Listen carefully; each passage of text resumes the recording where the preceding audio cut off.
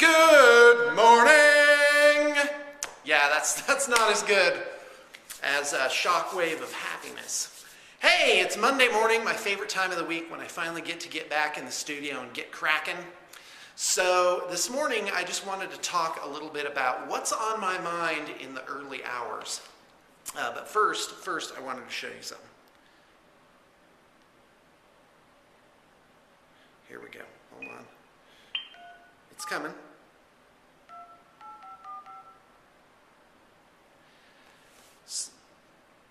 Hold on. Just hold on. It's coming.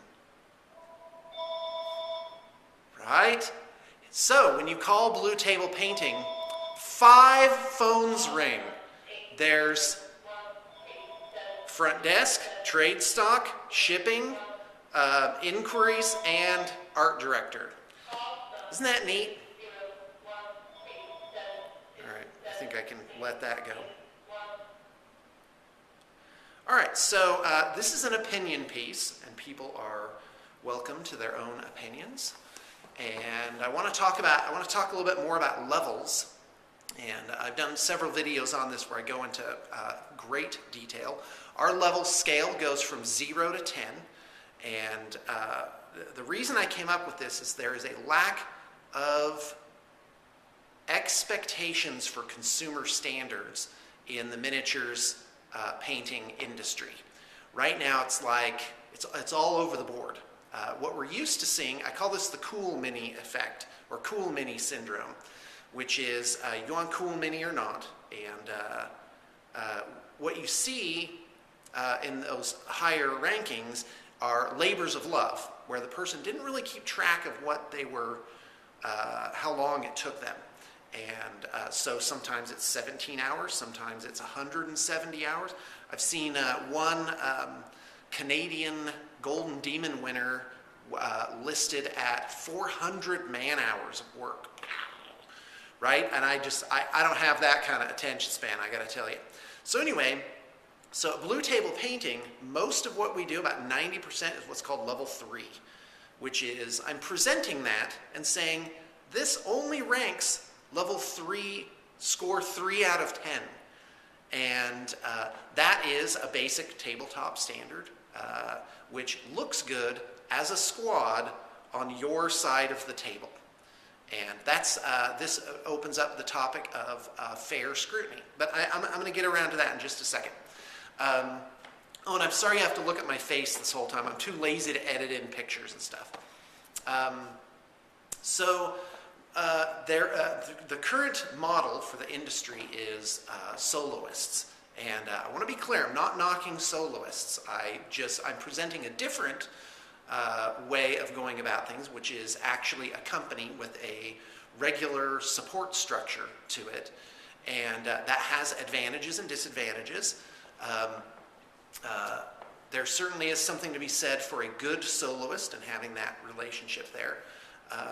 One upside of what I'm doing is turnaround time, that our turnaround time doesn't ever get into the 6 months to 2 years range.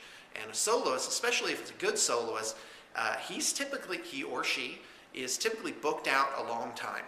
And I think there's a segment of the market that doesn't want to wait that long. And so I'm trying to bring consistency to a basically inconsistent area.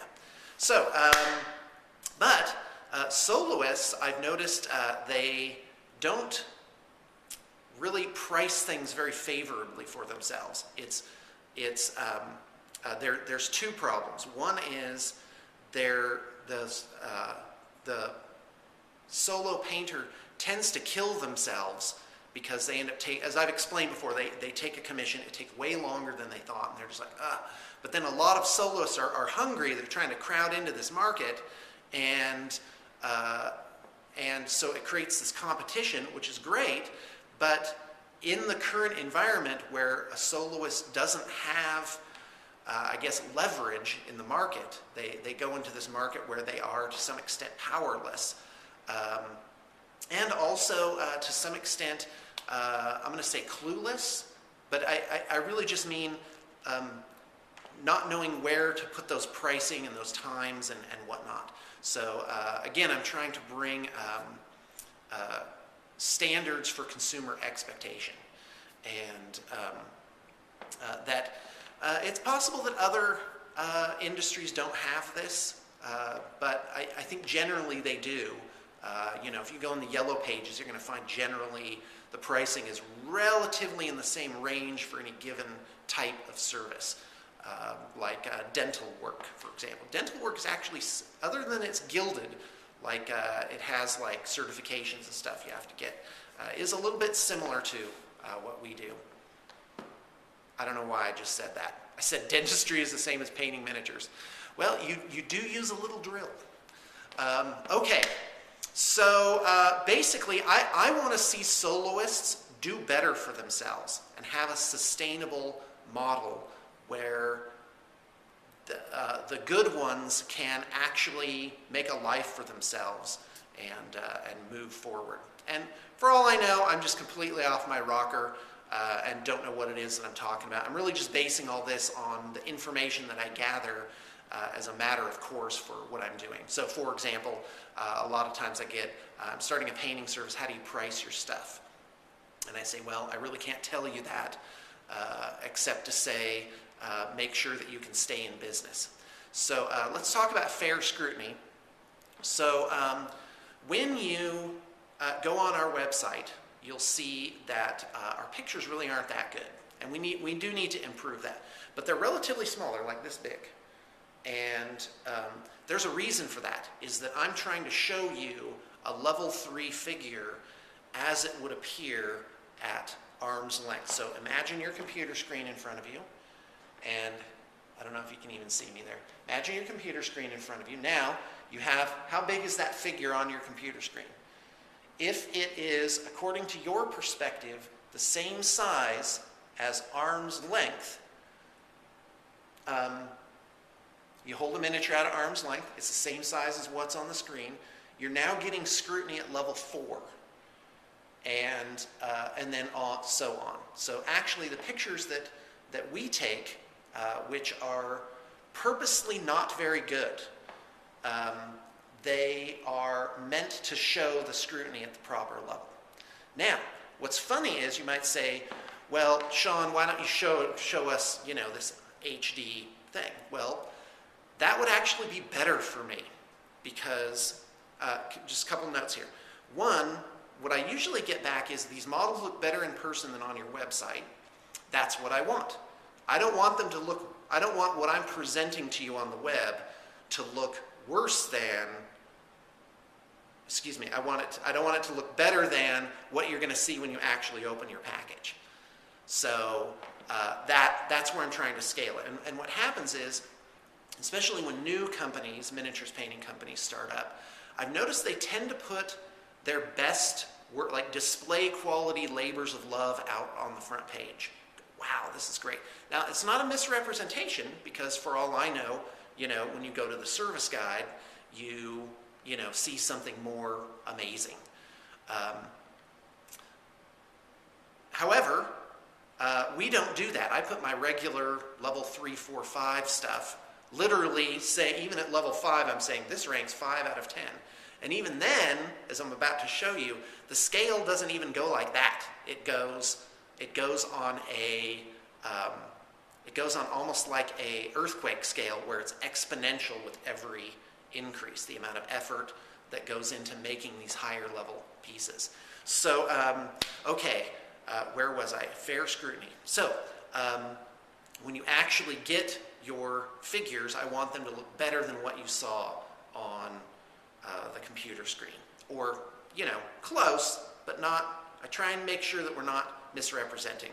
The other thing is, what I found is you can take a regular old figure, and if you take some really good pictures of it, it looks awesome. Go on our Facebook page. Link in the liner notes, by the way. Our Facebook page has these professional grade figures, and I'm just like, wow, that's just, our regular old midline stuff, and it looks just fantastic. So there is such a thing as a model having really fantastic photography. The other thing is, I've noticed is a miniature, when you're looking at it in real life, does tend to look better than what you saw on the screen. So let's retire to the whiteboard, and I'll show you a little bit of how this scaling works. All right, so what I would like to see, and who am I to make this happen? Oh, well, I can do what I'm doing, and what I'd like to see is I'd like to see some kind of mutual understanding develop. And it could be somebody will take what I'm doing and expand that to the next level, or take what these ideas that I'm putting forth and integrate them into what it is they're doing. Because it's a free country, so you can come up with whatever numbers you want to come up with. So anyway, the Soloists are hurting. They are really getting pushed around or pushed out of the market. And there also needs to be fairness on the side of the consumer as well. The consumer needs to know what to expect. And that's a weird, before I launch into this, that's a weird thing that I've noticed happening is someone commissions an army. Now it's going to take us, it might take us 2 weeks, 4 weeks, 6 weeks. And what happens is during that time, their mind is not idle. They're imagining in their mind what their army is going to end up looking like.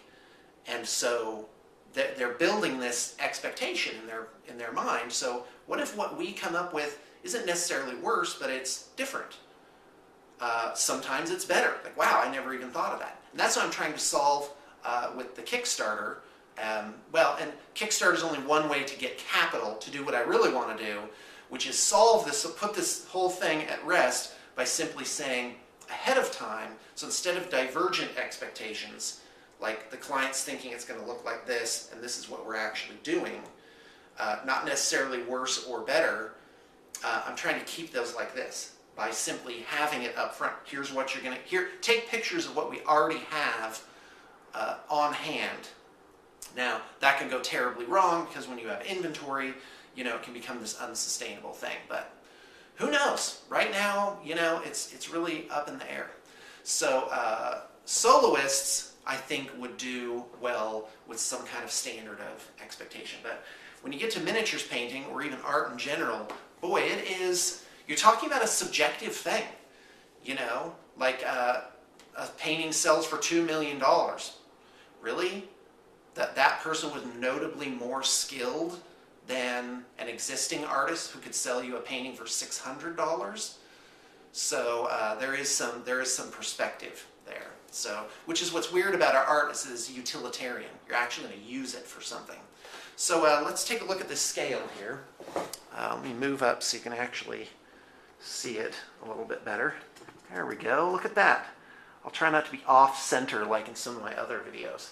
So basically, you've got our scale goes from level 0, which is primed, and then there's level 1, which is extremely poorly painted, and then you get to what I call our level 2. So you notice all this, levels 1 through 4, are kind of bunched down here. Well, guess what? There wasn't even room on this whiteboard to get up to the scale where it should go. Like, literally, a level 2 figure should cost 1/1000th of a level 10 figure.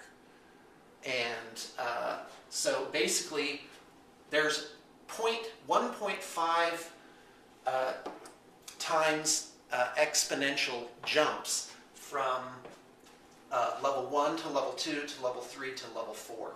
Is all 1.5 times. So 1.5 times the effort and cost should go into these levels. This is your Wargamer standard, where you are really just concerned about something that looks decent and you want to get it on the board. Our level 4 is actually pretty strong, I believe. So then, now there's a jump to get to level 5, and this is an effort jump. There's actually, there's a correlation between time and cost. It takes X amount of minutes to produce a Space Marine to Y level. So there's like a graph here. In fact, I don't know if you can see this. So you've got quality and you've got time, and but it goes like this. It's one of those curves.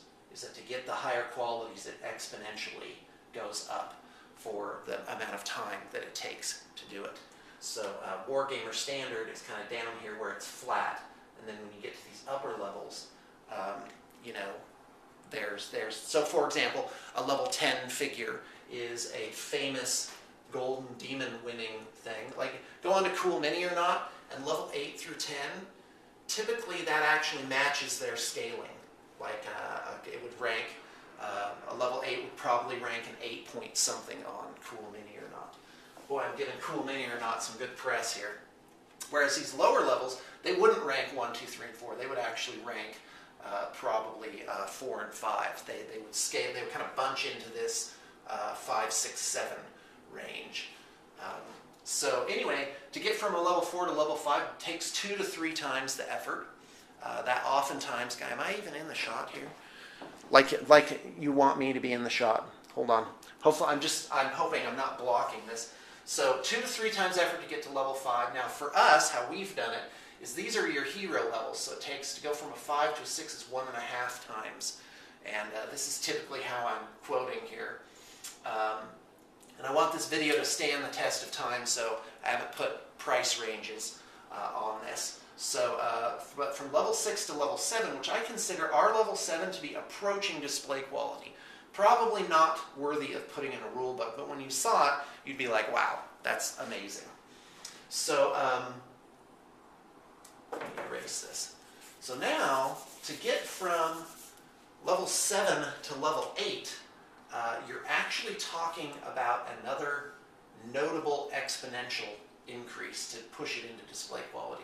You're probably talking about 4 times as much in terms of effort and cost to push it into this area right here. Now, the only statistic, again, all these statistics and whatnot and this information is coming to me really just ad hoc through my contact with the industry. I found out at the Cool Mini or Not display that when they are getting display art, when they're getting those higher end things to put in their cabinet and go, wow, this is the higher end of this art, they are paying between $500 and $1,500 per piece, and that's what these super high end soloists should be charging for their work, in my opinion. And then up to level 10, this is actually low. It probably should be $5,000 to $10,000 for a piece to be done. And at this higher level, it starts to not matter what really the size of the figure is. There's kind of a disparation with that. By the way, I just made that word up. So that's the levels. So if we actually scaled this out, level 10 would actually be in the other room. And you almost can't get this reliably because this requires a certain amount of genius. Like there would have to be, and also up here you're starting to include other factors as well, like like you couldn't just take a stock model and make it into a level 10. You need like some kind of insane base work and whatnot. Now, all this could be wrong, but this is what I'm cooking up so far, and what has kind of happened after so many years of doing this. Well, anyway, I've now barfed out everything I had to say and was thinking about this morning, so I hope you've enjoyed it. You've got some good background noise going, and to all you solo painters, I say, may you be blessed in your efforts, and thank you. Thanks for tuning in.